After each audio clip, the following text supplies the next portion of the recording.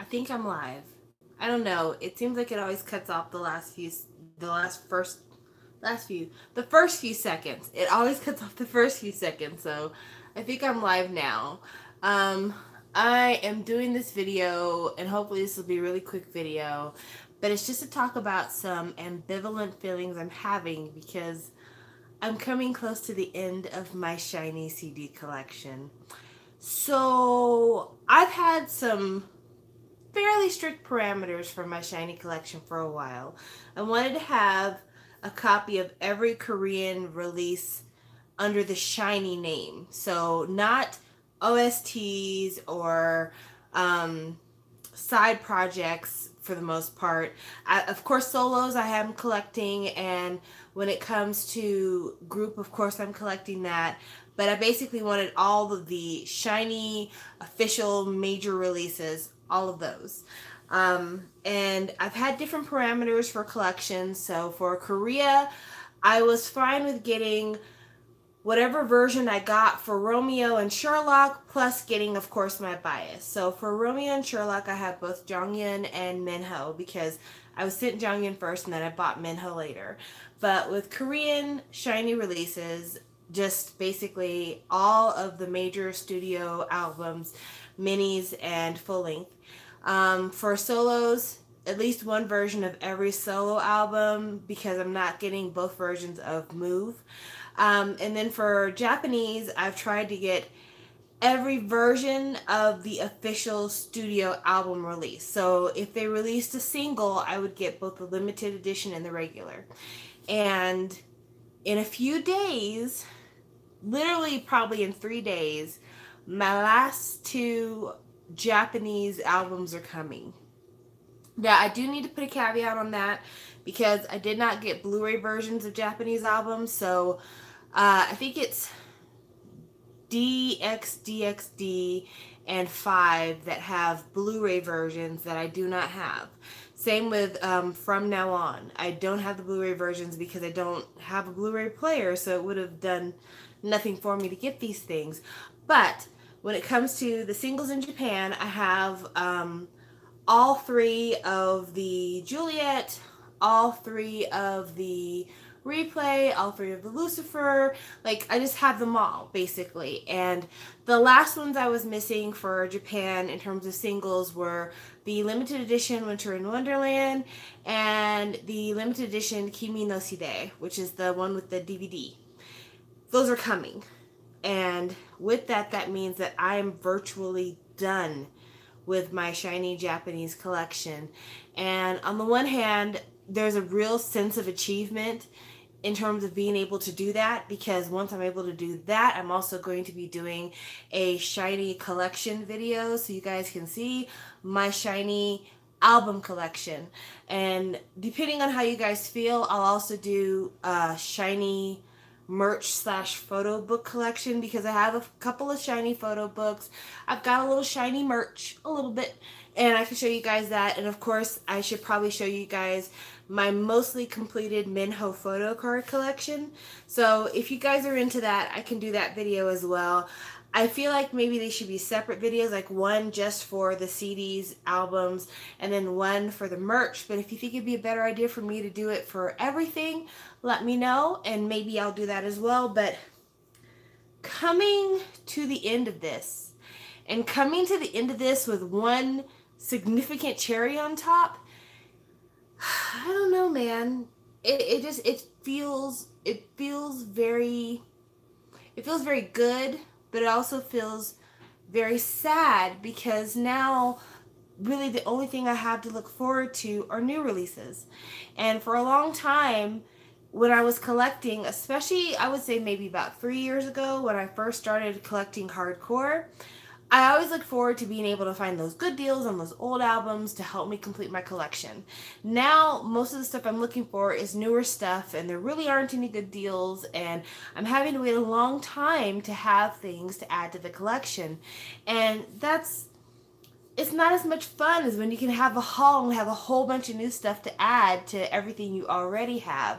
But that also brings me to a point of kind of matching what I talked about in another video about the kind of endorphin, the euphoria, the adrenaline that comes with collecting. You know, it's an addiction. When you love something so much and you have the ability to attain pieces of the thing you love, especially when you can attain multiple pieces of the thing you love, it just makes you feel something very special inside, something very good inside, and it's addictive. And that fix I used to get when I would collect shiny things, that fix is no longer going to be there in the same way. So I mean, I'm still going to be excited anytime there's anything new for shiny. Absolutely. I'm still going to love looking at my old stuff, but not being able to look for things to fit the pieces into the puzzle, that's going to be difficult. And I'm going to try really hard not to change my parameters to give me more things to collect. That's something that I'm working on for myself personally. So while I could say, oh, well, now let's get all the OSTs, I don't want to do that. Or telling myself, okay, let's get every single cover of Sherlock and every single cover of Romeo. In the past, I've definitely played with that idea, absolutely. But I'm going to try not to do that. I can't promise that I'll be good, but I'm going to try not to do that unless I find like a super cheap deal on these things. But yeah, you know, I'm coming to the end, and it is bittersweet. It is really, really bittersweet. There's always more albums, more groups I can collect, but Shiny's special. Shiny's special for a lot of different reasons. Like, Shiny was one of the first groups I started collecting when I started collecting K-pop albums. So on my channel, if you go all the way back to the very, very beginning, you'll see a Rain video, and then you'll see a Shiny video. The first groups I ever collected in all of K-pop for physical releases were 2PM, EXO, and Shiny. So this is like a foundation of my entire career, life experience as a K-pop album collector. So this is a really big deal for me. And along with that, I mean, there's other things that I've kind of come to completion on. EXO's another one. I never wanted to collect every single version of every album for EXO, but at this point, in terms of their Korean discography, which I was very interested in, I now have pretty much all the studio albums. I have, let's see if I can count them off. There's Mama, and then there is XOXO, and then there's the repackage of XOXO, and then there is the Overdose album. Then after that, shit, I can't think. There's the, help me out here, guys, I can't remember. There is the Exodus? I feel terrible now because I don't remember them all. I do not remember them all. Oh my gosh, I feel so terrible. I want to say Exodus and then Love Me Right. And then after Exodus and Love Me Right, there is Exact, Lotto, The War, Power, and in between there is Miracles in December, Sing for You, For Life, and Universe. Hopefully that's all of them. I hope I got them all. Thank you, Alex, for trying to help. I hope I got them all. But basically, I've got all of those now. All the ones I just listed, I have them all. I'm not going into the Japanese discography anymore because I just haven't been as happy with them. And I haven't decided whether or not I want to collect EXO, CBX. I'm still thinking about it. But yeah, so groups that I started off with, I'm now completing, and it's just, I don't know, it feels weird because unlike a lot of people that I'm friends with here on YouTube and that I follow a lot of, where maybe some of their older groups, they're all caught up and they're embracing more of the new groups, I really haven't found that many new groups that I would consider being a new focus of trying to complete a collection, or a new focus of trying to follow up and have them fill in those gaps when I'm not necessarily collecting everything else. I've said it before on my channel. One of the things that I've become more focused on recently is KRMB, and I'm intending to pursue that in the long term. A lot of the hauls I've done recently, if you've been paying attention, I've been doing a lot of the K R&B, K hip hop stuff. So there's been Loco and Jooyoung and G-Soul and Rad Museum and On Off On and a lot of these other very kind of, I wouldn't say underground, but very kind of low profile groups. I've been doing a lot of that, and I'm still going to continue to do that. But it's just not the same as when you're collecting your bias group. There's something very special about collecting your bias group. There's a certain kind of feeling you get. It's something in your heart that just, it sings when you're collecting your bias group. And to be approaching the end of that, it's just very difficult. And then, you know, the circumstances under which I'm reaching that end are also very difficult for me as well. I'm not gonna lie. I find it to be quite ironic that I'm reaching the end of my shiny collecting, and I'm also at the point where shiny seems like it's kind of in flux. We're not sure what's going to happen with that Hytarian. So for that reason alone, I just have a lot of feelings going on right now. I have a lot of feelings going on right now. So, and I talked more about my shiny feelings on my other channel, Show Up 360 Chats.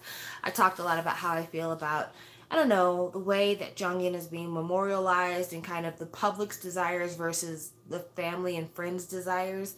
But yeah, this all coming to a head when the new shiny album comes out. I'll always be reaching completion every time there's a new shiny album, basically. And so, yeah. There you go. There's still a few merchandise things, of course, I'm looking for. So that's why I'm hesitant to say my shiny collection is complete, because I told you guys about wanting to get the night photo book because I have the day photo book. I also am interested in getting a couple more light sticks for shiny. I would like to get the official Japanese light sticks because those have been the ones that I've been the most impressed with, that I've enjoyed the most. It's kind of where I started collecting. So I have the big 2017 white stick I'd like to get because it is the most impressive one so far. And there's a few smaller ones for individual concerts that I'd like to catch up with. But that's almost over too. It really is. It really is. Anything else I get from here on out, it's just going to be auxiliary items, things that I found cool, things that were different, neat, but it's just not going to be the same. It's just not going to be the same. And so I don't know if anybody else has had this experience, if anybody else is going through this, but I wanted to put that out there because I think it's something that, again, much like my downsizing video, it's something that people don't talk about when you get so close to the end or you reach the end. And it's just like, what do we do now? Where do we go from here? I really don't know. So that's the reason why I wanted to do this video, because with it approaching, I don't know where my feelings will be at that point. I know I'll be happy when they come in, but after that, I don't know. I just feel kind of a sense of loss because it's almost over. It's almost over. Other things that I'll just update you guys on. If you don't watch my other channel, you may not know, but I purchased tickets for BTS's concert in Fort Worth. I'll be going to the Saturday show. Thanks to Keisha, she let me know that I have the P2 tickets because I didn't know which ones I had. Honestly, when I was in the queue to buy the tickets, I just picked best seats available so that me and Stephanie would have a seat. And so I got 2 seats in the 2 sections. So that's where we're at.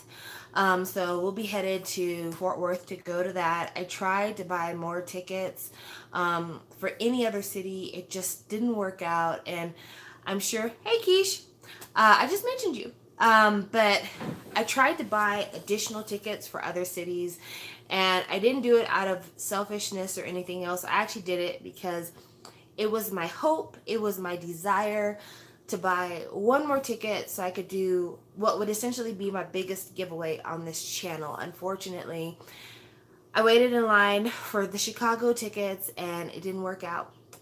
So yeah, I couldn't do it.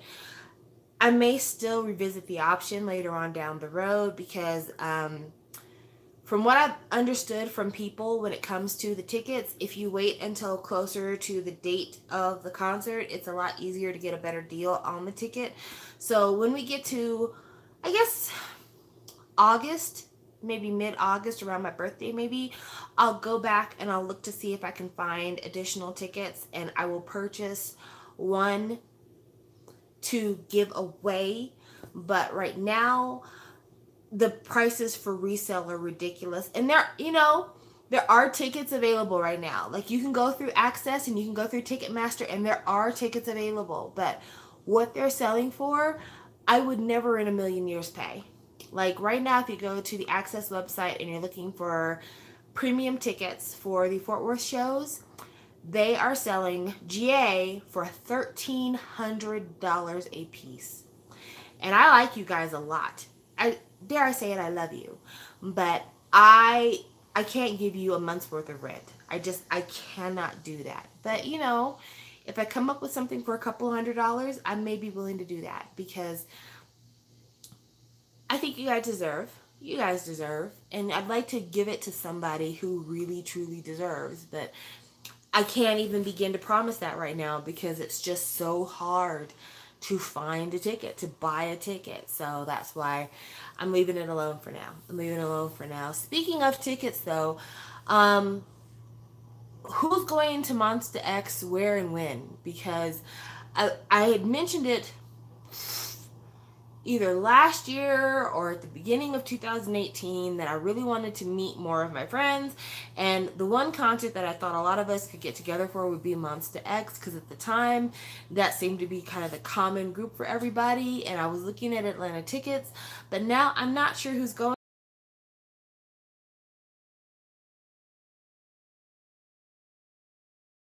I don't want to be Atlanta by myself. That's scary to me. That's scary to me. So I mean, if you're going, let me know. If no one's going, then I won't chance it. But there's not going to be many more concert trip opportunities for me in 2018. Almost everybody's traveling for the summer. And I'm not really that into 101, so I'm not buying a ticket for them. Monsta X I really enjoy, so it'd be nice to go to that. BTS, of course, I enjoy them, and my daughter enjoys them, so that's the reason why we're going there. But yeah, I just don't see a lot of other concert opportunities for me. I think probably what's going to happen is there may be a J Park thing or some kind of K hip hop thing to come to the East Coast that I might be able to make it to. But it's not something that a lot of my friends share an interest in. And the friends that do share an interest in that kind of thing, most of them live on the West Coast. So yeah, it kind of sucks, because it messes up my plans of taking my 3 trips this year. I have the trip to Fort Worth, which hopefully if you are going to that same show and can meet me out there, we can maybe do a meetup, a lunch, whatever. But yeah, I'm missing my opportunities to meet up with people. Hopefully, if Mason decides, he'll work on something so that we can have like a YouTuber meetup, and that would be wonderful. But I don't know. I don't know how that's going to work out, when that's going to work out, what's going to take to make that happen. So we'll see about all that. And I'm not going to any of the K-Cons. I'm not. I really thought about going to the K-Con in New Jersey, just because I want to have a K-Con experience, and I feel like I would have an easier experience at K-Con in New Jersey than I would in LA. But ticket prices, transportation, planning, all of these things just make it very prohibitive for me to do it at this time. So that might be a 2019 goal. That might be a 2019 goal. But my plans for 2019, I know that's so far off, but I'm still thinking about it anyway. The plans for 2019 are to go to Korean Times Music Festival again, because that was a great time to be had, and possibly going to K-Con in New Jersey 2019. But right now, I'm looking for the most bang for my buck, and once you consider transportation costs inside of everything else, it just doesn't seem financially responsible for me to go to K-Con New Jersey right now. Sadly.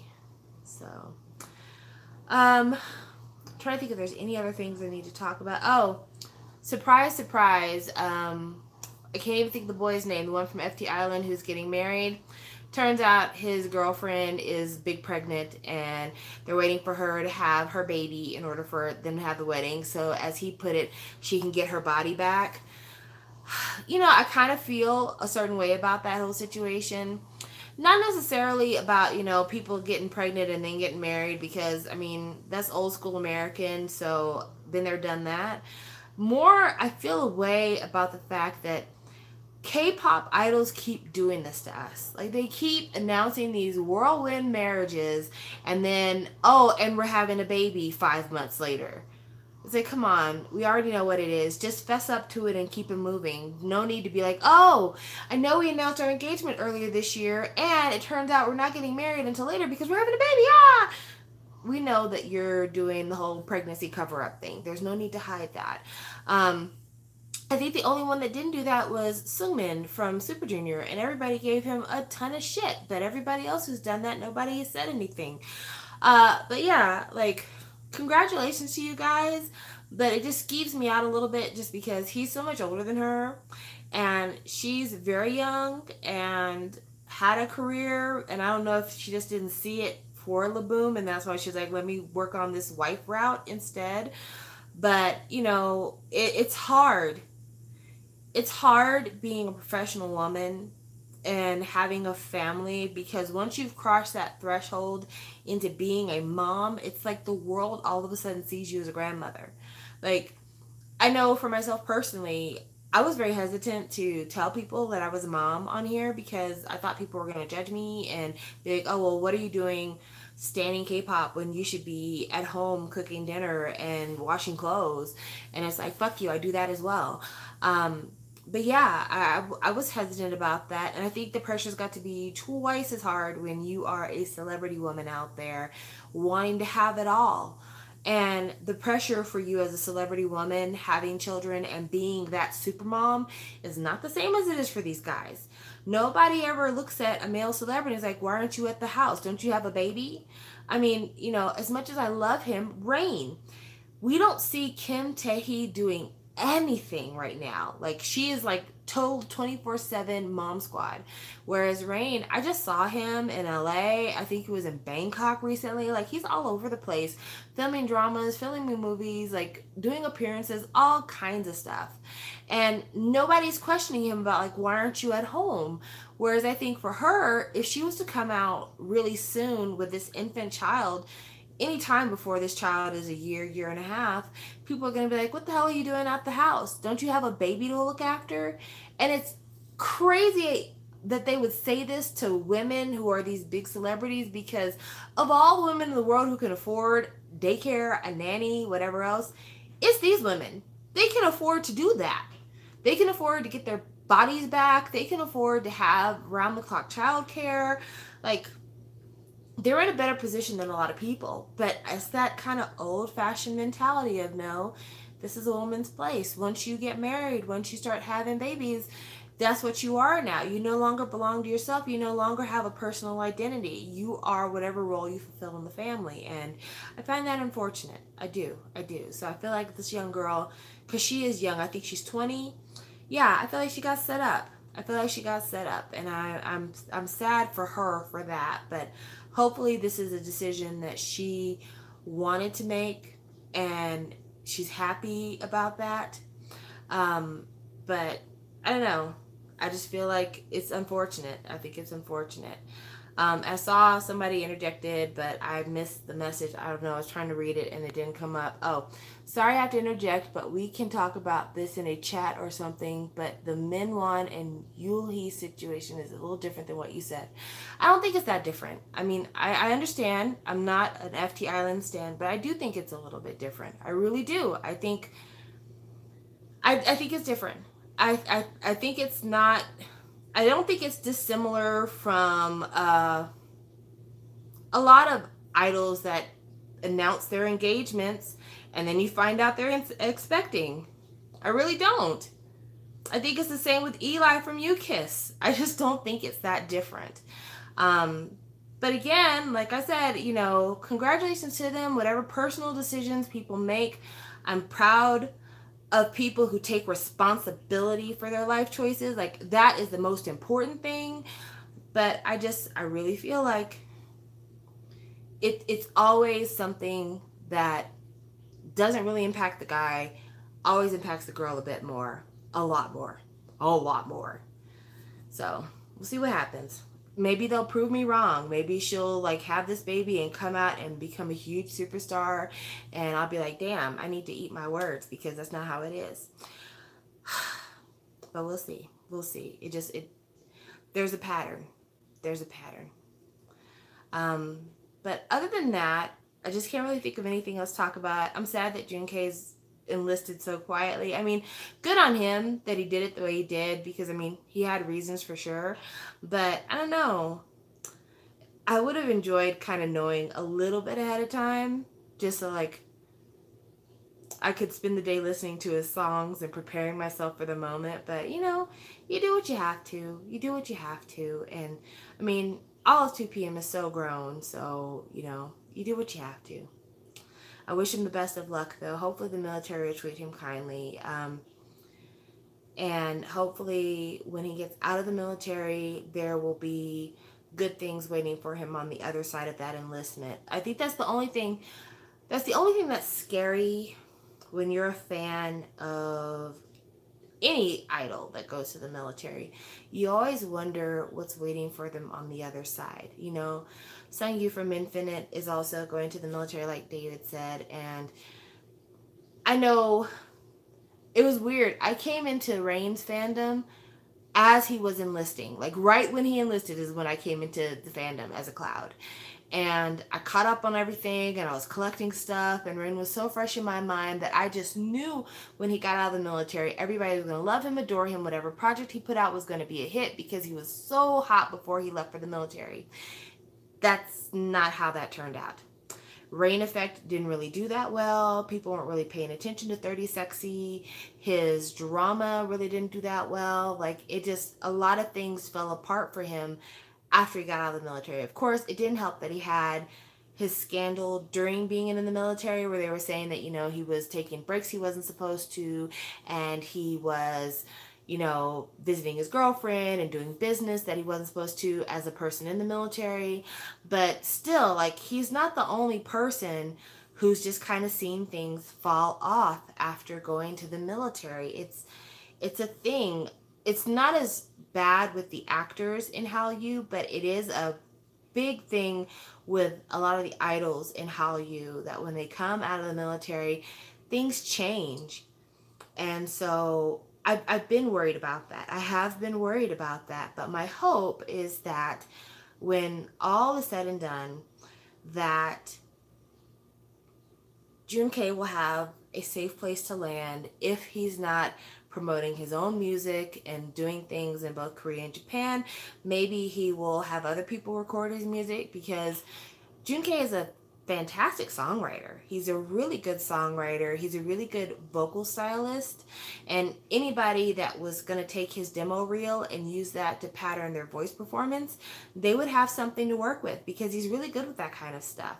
So I hope that things work out for him. I hope things work out for Sungyu. I hope that him going to the military, that when he comes back, that Infinite will still be going strong and that people will be on the other side waiting for him and things will be okay for both him as a solo and them as a group. But it's a crapshoot. You just don't know what's going to happen when they come back. And a lot of them, I think, turned totally different careers after they come out of the military. A lot of them like, you know what? Being an idol was cool when I was young, but now I would like to go more into acting. That's where I see my future. And if that's the case, you know, more power to them. But it is something that for your second gen heart, as more of them go into the military, you are concerned, like, is this the end? Gosh, I feel like this has been the most depressing chat because everything's like, is this the end? We're reaching the end. It's almost over. Oh, sorry about that, guys. I didn't mean to be this way. Oh, you know, the trials and tribulations of a second gener. You always have to go into these moments. But, you know, it is what it is. it is what it is. So thank you for watching. It's been close to half an hour, and I didn't anticipate being on here that long. I actually only anticipated being on here for about 15-20 minutes maybe. So I far extended the time that I wanted to take. And I'm sorry, Emily, if my discussion about the gentleman from FT Island was not to your satisfaction, but I can only talk about things the way I perceive them.